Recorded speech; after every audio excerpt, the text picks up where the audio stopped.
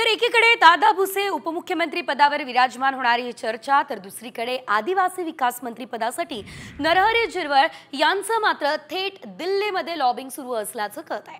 तर नरहरी झिरवळ दिल्लीमध्ये त्यांच्यासोबत हिरा मळखोसकर आणि अन्य काही आदिवासी आमदार सुद्धा दिल्लीमध्ये गेले असल्याची माहिती आहे। नरहरी झिरवळ यांनी याआधी सुद्धा त्यांची ही जी मंत्रिपदाची इच्छा आहे ती बोलून दाखवलेली होती आणि मंत्रिपदासाठी नरहरी झिरवळ समर्थक आमदार घेऊन थेट दिल्लीमध्ये गेले असल्याचं कळतंय, कारण राज्यातला सर्व निर्णय जो आहे तो थेट दिल्लीमधून होणार आहे।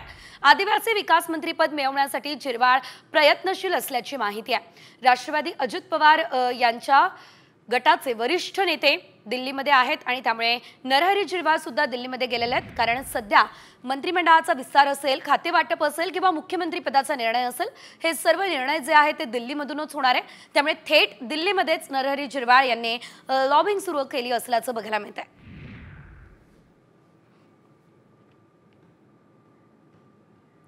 सरकार स्थापनेसंदर्भातले सर्व मोठे आणि महत्त्वाचे निर्णय जे आहेत ते दिल्लीमधून घेतले जातील। त्यामुळे मंत्रिपदासाठी किंवा इतर जिल्ह्यांच्या पालकमंत्री पदांसाठी देखील अनेक जण दिल्लीमध्ये पोहोचले असल्याची माहिती मिळत असतानाच नरहरी झिरवळ हे सुद्धा दिल्लीमध्ये गेले असल्याची माहिती सध्या मिळते आहे। तर झिरवळ यांच्यासह काही आदिवासी आमदार सुद्धा थेट दिल्लीमध्ये गेले असल्याचं कळतंय।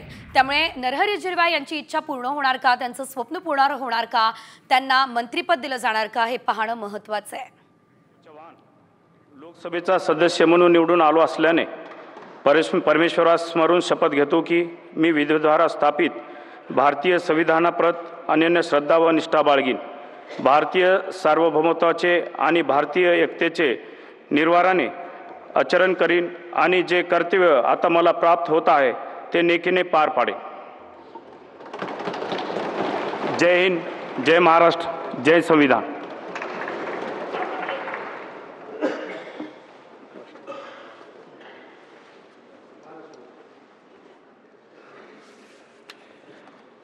प्रश्नकाल क्वेश्चन नंबर 41 श्री राम प्रसाद चौधरी।